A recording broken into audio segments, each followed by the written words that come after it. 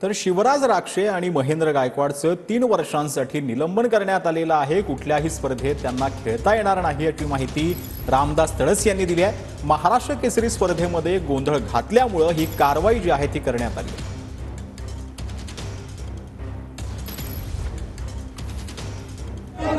तर शिवराज राक्षे आणि महेंद्र गायकवाड यांचं 3 वर्षांसाठी निलंबन करण्यात आलेलं आहे। महाराष्ट्र केसरी स्पर्धेत पंचाला लात मारल्यामुळे हे निलंबन करण्यात आलेलं आहे।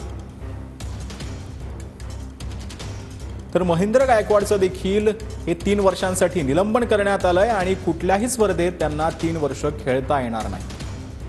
अरेरावीची भाषा केल्याप्रकरणी निलंबन जे आहे महेंद्र गायकवाड यांचं करण्यात आलं। पंचाचा निर्णय बरोबर होता, पण जे खेळाडू वृत्तीनं खेळायला पाहिजे ते यावेळी दिसलं नाही।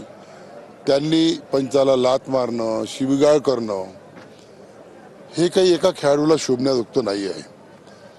आणि म्हणून आम्ही या ठिकाणी निर्णय घेतला की शिवराजला 3 वर्षासाठी आम्ही या स्पर्धेतून सस्पेंड केलं, त्याला कुठेही खेळता येणार नाही। फायनलमध्ये महेंद्र गायकवाड आणि मोहोळ यांच्यामध्ये जी कुस्ती झाली होती, आमच्या कार्याध्यक्षाला सुद्धा अरेरावीची भाषा वापरली, त्याच्यामुळे त्यांना सुद्धा आम्ही 3 वर्षासाठी सस्पेंड केलं। त्याला 3 वर्ष स्पर्धेमध्ये दोघांनाही खेळता येणार नाही।